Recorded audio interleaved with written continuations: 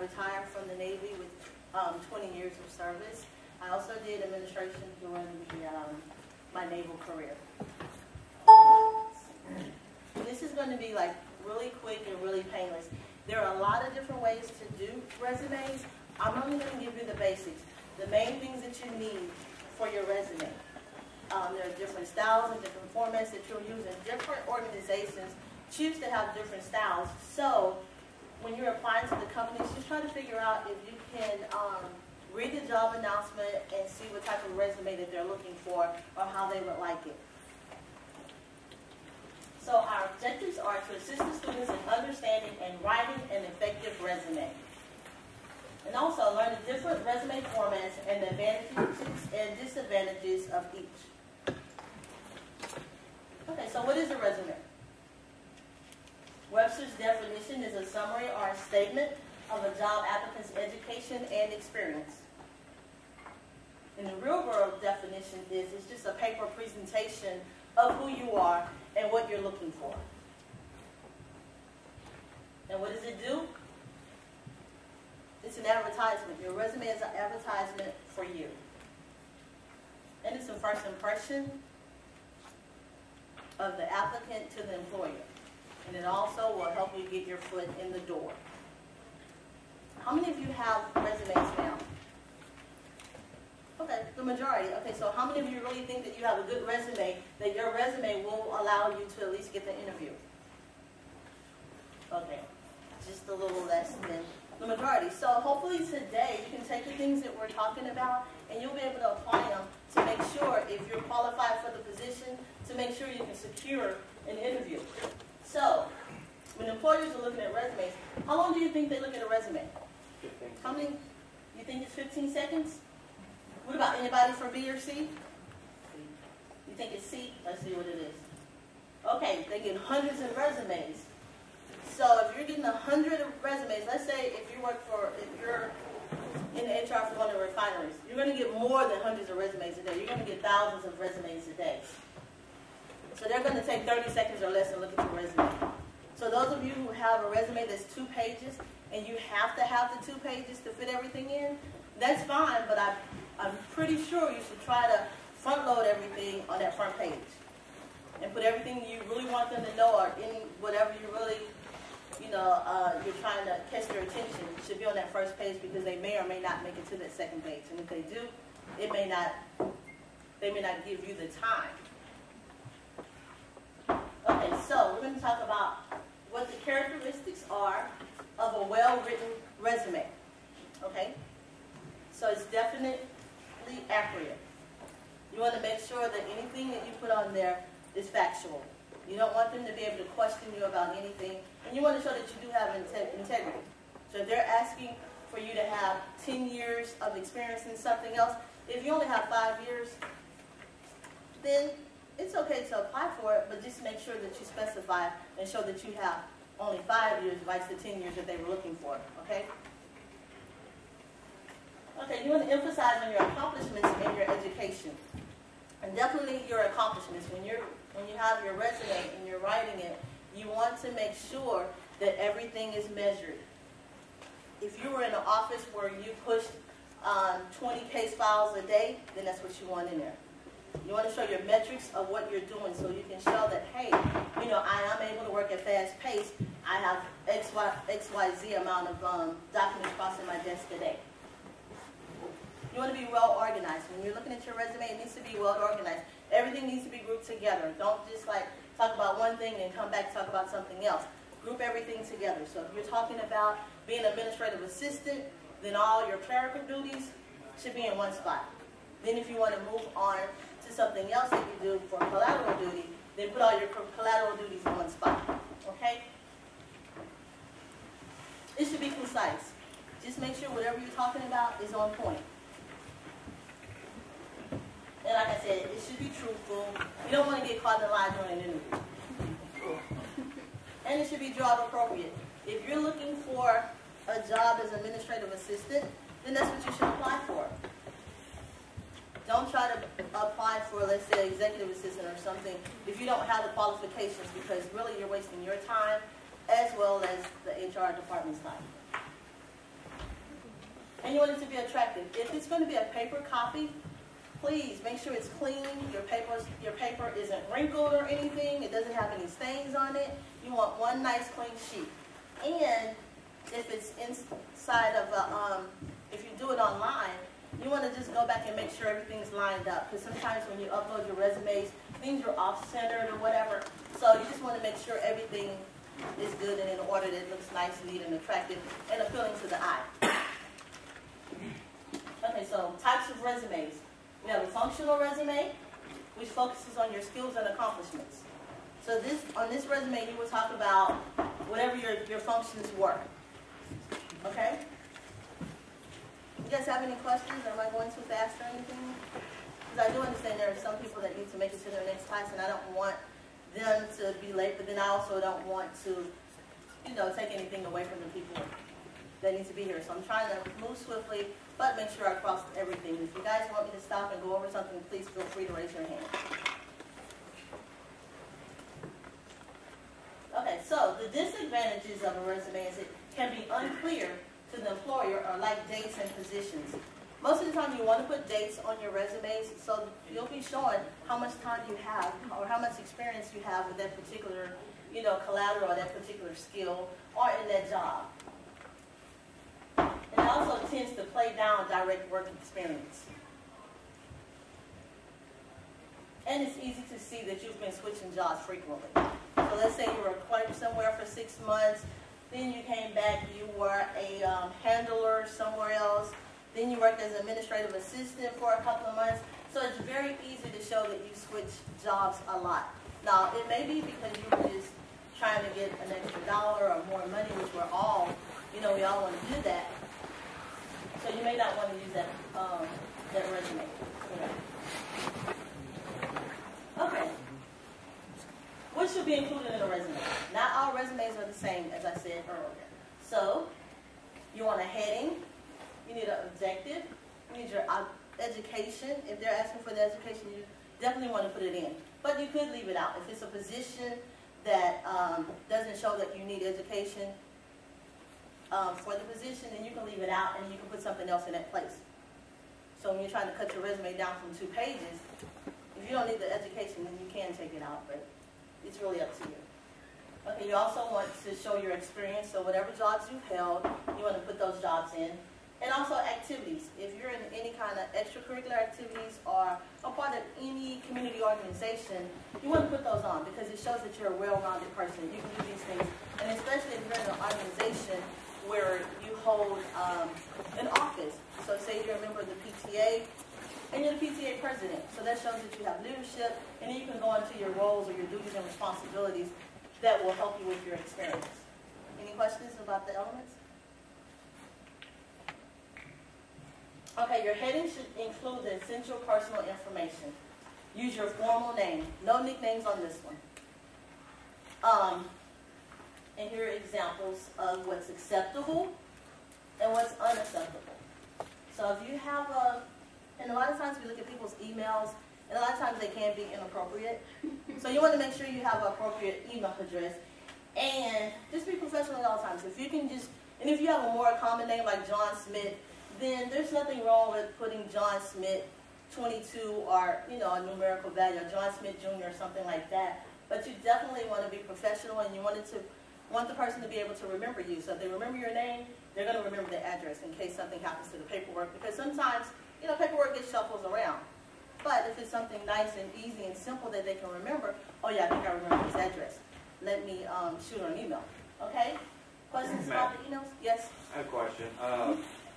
I know resumes are purely subjective, but from my understanding, it's not your best interest to put your address information on there for a variety of reasons, whether the employer is looking at your own emergency response team, whether you live close enough to the place of business. Also with your name and address, they can look up your mortgages and a variety of other information. So what's your take on that? My take on it is, like let's say for the Coast Guard, sometimes we only want local candidates. That's one way to show that you're a local candidate by your address. Other places, I understand what you're saying. So it all depends. It's really up to you because it's yours, but you also want to know what the your possible employer may want. So I definitely understand what you're saying. Any other questions? Yes, ma'am. I know I personally, on my resume, I don't put my actual street address. I'll put Beaumont, Texas, Okay. but I don't actually put my address just for, but I mean, if I fill out an application, I will, but as far as handing out my resume, I don't. Okay. Yeah, and that's fine. That's fine. Because a lot of times, like when you fill out applications, let's say if you want a federal application, your name and address is going to have to be on there. And everything's going to have to be on there. And if it's not, then they're going to say this is an incomplete application, and they're going to throw it away. Well, maybe not throw it away, but for the lack of a better word. So it's really up to you. It depends on what agency you're applying for. Any other questions? Okay, so your objective. Employers often say this is the most important part of the resume. So in your objective, it's just what you want and what you can offer. It's generally a one-sentence explanation of the type of job you're seeking. Your objective should be fairly specific. If you're applying for different types of jobs, change your objective for each job. It's just that simple. Sometimes you may have 3 or 4 different resumes. It all depends. The more specific your resume is, the more specific your objective should be. And you have a better chance of being considered for the position. Any questions about the objective? Yes, ma'am. My question about that is, a lot of people post their resumes to job boards online. So I guess you just keep it very broad. If you're not, specific in where you want. You can, but in terms of being specific, I was thinking about if you apply for one particular job. Right. If you're looking at the job announcement, then. But if you're on LinkedIn or any of those other, then it can be broad. If you just want to, like, for me, a lot of times, I'll just, like on LinkedIn, I have my MBA information out there. So it's a little bit broader there than on other places if I was to apply for a specific job. Okay. Any other questions? Okay, so here are a couple of examples of objectives. And it all depends on your writing style. And you definitely want it to be you. You really want to write your own objective because you want to have the person to get a feel of who you are and your style. Any questions? Can I go to the next slide? Yeah, okay. All right, so education as a college student, you should specify the dates of attendance or your expected graduation date. Especially when you're applying for internships. A lot of times, interns, they may want you to still be enrolled or they may want you to be a recent graduate. It all depends. And a lot of times you should call to see what they expect a recent graduate because it could be as far out as 3 years. So when you see these job announcements for recent graduates, if there's a contact number and you're not sure because you've already been out for 2 or 3 years, just contact them. I'm sure they'll be more than happy to tell you, their cutoff. Okay, so here's some examples of how to list it. Here's another example. Okay, so experience. Now in your experience, this includes your previous employers, their locations and the date of your employment and your job title. A lot of times people get caught up in job titles, and it's not always about the title, it's about your job, your role, and your duties and responsibilities because different companies have different titles for different positions. So sometimes when you're looking for a job, just kind of like breeze through the job announcement to see what they're looking for because you could very well qualify. It's just not a job title that you're used to seeing. Okay? Now, you cannot assume that the job title explains what you did to all your readers. Use action verbs and start each sentence of these descriptions. Do not use I in your descriptions when you're in your resume. Okay, so here's some examples of what you can say. So if you're the vice president, you manage all site development ranging from a selection and lease negotiations to monitoring resource operational budget. And I would put the budget amount in there. A budget of, if it's a department, a budget of $1 million or whatever. And related to maintenance and expenses. Okay? Any questions? And here's some more examples, and here's the next to the last one will show, how many locations. If you're a regional person and you work at different locations, show that, you're out there with different locations and you're doing different things and encountering different people throughout the day. Okay, so your activities. Employers like to see people who have been involved in school or community activities. And it works very well if you have a company and you know what their passion is. So if they do outreach to, let's say, they do a lot of volunteering for cancer outreach.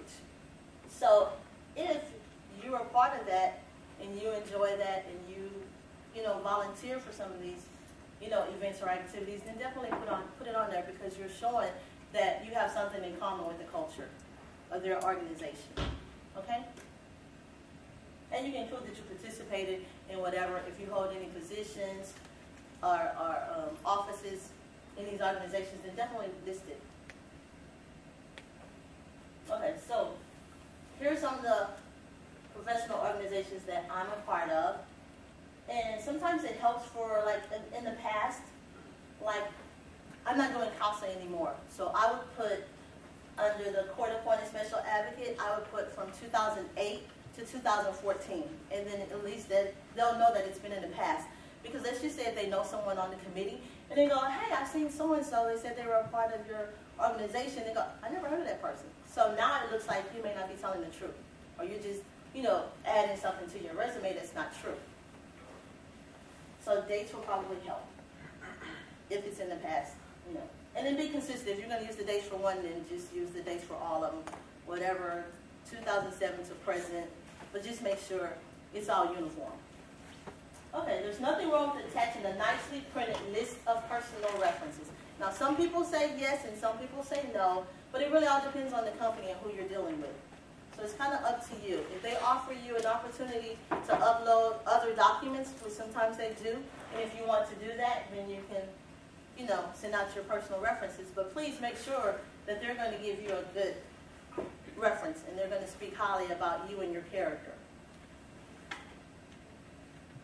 Okay? And so here's some ways that you can, you know, list for your references. And I would definitely have a header on there with your name saying references for so-and-so and then list it. And it also might be a good idea if you put on, let's say like, if I was to use Frida Kelly, oh, it is on there. Frida Kelly is administrative officer for the Defense Management Center. And that way they'll know who they're talking to and what their role or responsibility is within the company. And then you also have a personal reference. Okay, so what do employers want? I'm going to tell you, the majority of employers want someone who can communicate. So you definitely want to be able to have communication skills. And your first, they're going to see how you communicate is by your resume. All right, so if your resume has a lot of grammatical errors on there or it's not attractive, then they're going to think, hey, how could she possibly turn this in? Or how could he possibly turn this in? They want a person with leadership skills. They want to know that you're not just going to go with the flow. If something's going wrong or someone's not doing what they're supposed to do and it's against company policy, they want to know that this person's going to stand up and try to do the right thing. Right? They also want people that have problem-solving skills. If something goes wrong, they don't want you to just be in there saying, complaining. They want people that's going to come in and say, hey, this is the problem, and here's a solution. Now, they may or may not use your solution, but at least you had a solution, and you weren't just complaining. You gave it some thought. You're trying to help them and work it out. Okay, they want people with interpersonal skills. So they want you to be able to talk to people. They want you to be approachable. They want you to use your soft skills and be sympathetic to people. You know? Okay, they also want you to be a team player. You have to do teamwork in any organization. You're going to have to do what you need to do, but you're also going to have to work with other people. And not be the source of confusion every time it's time for a group activity or every time it's time for your report to be due. You're not done with your report. That doesn't go over well. They're looking for people who have decision-making abilities. They want people that can make the tough decisions. You know, sometimes, you know, as supervisors, it's hard when you have friends or you sympathize with a person with their situation, but the company comes first, and you're going to have to make those hard decisions, whether you like it or not, if you want to stay and be a part of the company. You want someone that's flexible. So in saying that. A lot of times as parents, we may not be as flexible as we would like to be, but just try to be as flexible as you can. If they actually come in 7 to 3 one week, that's fine. The next week they might say, hey, can you come in this week from 7:30 to 4? You know, be flexible. They want you to have analytical skills. They want you to be able to look at things and, you know, figure it out for yourself, right? They don't want you to just have a problem or a situation and not be able to think it through. You need to think it through, follow through, and come up with the answer for it, right? You guys are pretty quiet. Okay, they want you to have competence in a career. All right, now this is kind of hard because sometimes they will allow you to come in with less experience, but they want you to work on your experience and build your experience. And then other times, they're thinking you're going to come in running, and you're going to hit the deck, and you're going to be able to do everything you need to do for that position. So you need to be competent in your position. You need to know the basics of whatever you're trying to apply for. If you're an accountant, you need to know how to read the spreadsheets. You need to know, where to put your funds in which column. You can't go in there not knowing it, not being competent in your own field. And they want people that are energy. They want you to be enthusiastic about what you're doing and who you're working with. You don't have to come in and cut and flip every day, but be happy, smile. They don't want all these disgruntled employees around. It makes it hard. Okay, so we're going to have a must for your resume. Were there any questions? Yes, sir. I wanted to ask, if somebody tells you, for overqualifications, is that saying you got too much on your resume, or? Okay, he's asking if a person tells you that you're overqualified. It doesn't mean that you have too much on your resume. What it does mean is that for the position you're applying for, you're overqualified. Let's say if you are let's say you apply for an accounting clerk position, but you really have the skills of a CPA. So their first question is going to be, well, why is this person applying for a clerk instead of a higher position? No, it could be one of two things. It could be you're really down and out and you're just looking for a job, or it could be that you're not competent enough to do the CPA position. So now they're trying to figure that out. So what happens with that is, and a lot of times they say, okay, well, if we hire him, how long is he really going to stay? He has these skills to do something else. And so they may look at you and say, well, maybe he might leave early. You may only give them 6 months. So they've already wasted, training you, doing your orientation and everything, or sending you to a school if you need a school. So that's the downside of that. But there's nothing wrong with applying for a job that you're overqualified for. It's just trying to get them to understand, hey, I really want this job. In your case, you may say, well, I wanted to move to the local area because of whatever reason, and you're willing to take a lower pay, or you may not want the headache of being a CPA anymore. You're going to have to get that across to them. Yes? And that's kind of what I wanted to ask, because, my thing was, in the world, I worked my way up, and I didn't have certifications. So then I could get the jobs, but they didn't pay what people normally get paid. So I come back and get certifications and everything, and then when I go back, now overqualified. It's like, okay, I've been in these positions, but not certified. I worked my way up in the positions. And now that I'm certified, I overqualify. How do that balance out? It's really hard.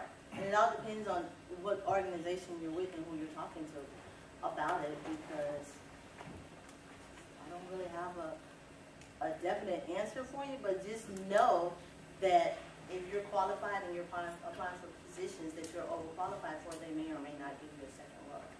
It all depends. I hope that helps. You guys understand what I'm saying about that, bro? Okay. You good?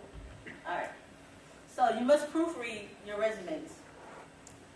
So when you're proofreading, of course, you do it like you're doing a regular letter or whatever. You don't want, you want it to be grammatically correct. You want your sentence to be structured properly. You don't want to be all over the place with it. You want your paragraphs to be nice.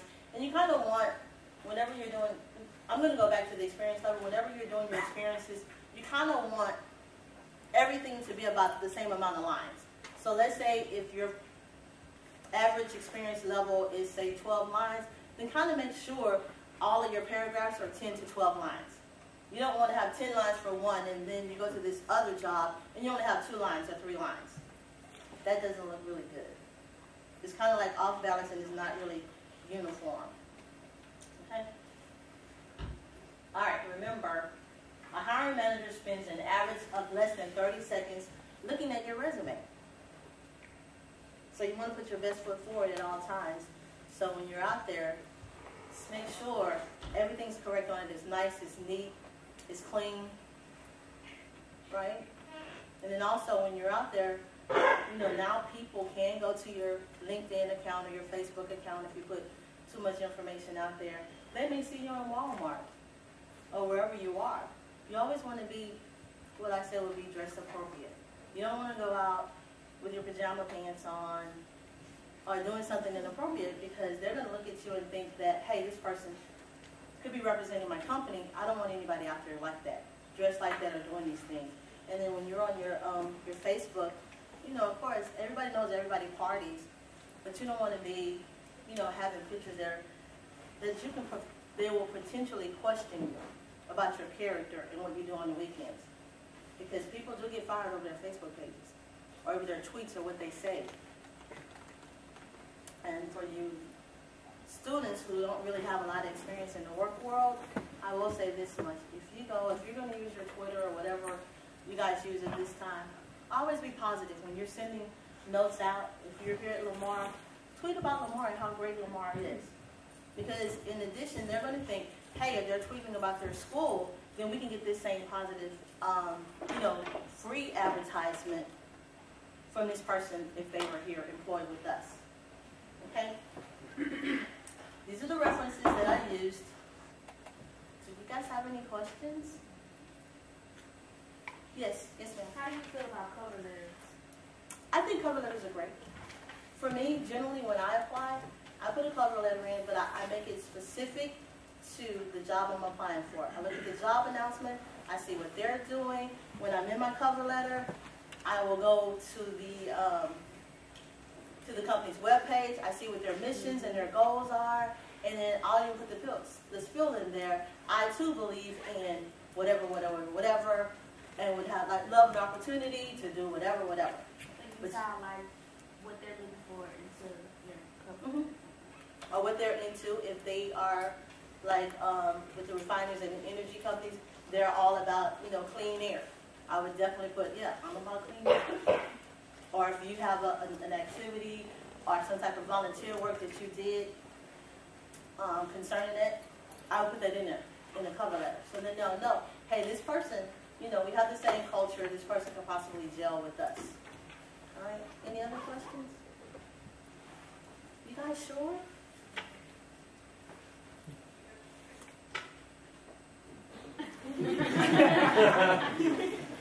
Yes, ma'am. Should you put your military affiliation if you're a reservist? You should. Because a lot of times if they're looking for veterans, they will give a veteran's preference. And then you'll get those extra 2-3 points or whatever. So definitely put in that you're a veteran, you're a reservist, or whatever you're doing. It wouldn't hurt. Please, somebody else ask another question. Okay, yes, ma'am. You need to put your objectives in the resume if you have a cover letter.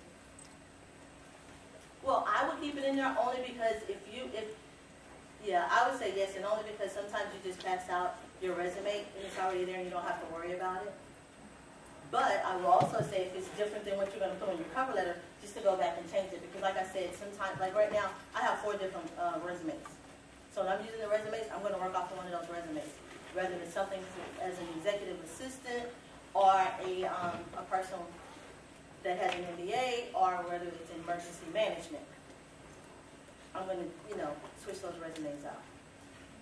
Okay. Yes, sir. This is an additional comment regarding the question. Sometimes with the cover letter, your goal is to find that balance between professional and casual conversation where you can interject things, like she said, about community service and projects that you do to coincide with the company's passion. So with the cover letter, the focus really is to showing them that you're a like-minded individual, whereas the resume is part of selling your skill set. So it's a different approach, which is why it's important to go ahead and keep that objective in your resume. Absolutely, great. Yes, ma'am. What would you kind of suggest about maybe something that's like pretty far in the past? Maybe it's not as relevant anymore. Maybe you learn like a program or learn some sort of skill, but you don't really feel that confident. You're not sure how much you could remember if they asked you to do it again in a job. Like, maybe you're not sure about it. I think you should put it in there, but then also let them know that you have X, Y, a certain amount of time with it. And they're going to see if you put the dates on there, they're going to see that it was a while back. But the thing is, you have that skill, you have the experience. Did that answer your question? Okay. You want to say something? Sure. Yeah, go ahead. With that type of situation, if it's brought up in, say, the interview session, because you're talking about a perishable skill set, a technical skill, you can flip that to an advantage by listing it as an area of development. You can talk about the experience you had previously, also identifying that as a perishable skill, and that you may need to refresh different areas of that skill set since it's been such a long time. So what it does is it shows your integrity in that, hey, I have done this, but it has been a while, so I may be a little rusty, even though I'm willing to do the work. So you create that positive with a negative. Yes. Thank you. Anyone else? Yes, sir. I was on to ask on choosing references versus like, if you have people that's more important, but they have a lot of things to do and they're not as available, if they're more professional, you want to put them down, but it's hard to get in touch with them versus somebody that's really available but not professional enough to be trying to Get to a point of contact, or trying to sell you? Yeah, I would definitely probably go with the most professional person, and then that's why you give their telephone number as well as their email. Because a lot of times people just answer the emails, and I have had people that just send out packages, and then you receive a package in the mail, and you just have to answer these 10 questions about that person. So, but if they're gonna answer the phone for you, and you can coach them in what to say. But you got to make sure they're going to be able to do it. Okay. Any other questions? Yes, ma'am. How do you feel about like thank you emails? Like say if I had an interview with you or you requested we do an interview, would you suggest that we say, hey, thank you for giving me this opportunity, blah blah blah blah. Absolutely. Always say thank you. Whenever I go on an interview, as soon as I get back to my desk or I get back to a computer, I say thank you. It was very nice meeting you. I look forward to hearing your answer. I also put in there, something that we talked about during the interview. Always be polite. Even on my LinkedIn account, if I ask someone to be to link in with me, I always say thank you. And then if someone asks me, then I also say, well, thank you for inviting me to connect with you. Yes, sir. Same retrospect on that. One of the things that I usually do is I'll ask for a business card upon exit. And that gives you the opportunity to exchange a business card as well if you have them. And then when you get back to your vehicle, go ahead and do a thank you note and go ahead and mail it on your way home. Any more questions? No more? You guys sure you're good? So now you guys feel like your resume may be a little bit better now, right? Can I see a show of hands that think that I kind of helped them out? I'm going to see all hands if I want to feel good about myself today. All right. Okay. Well, that's it for me. Do you have any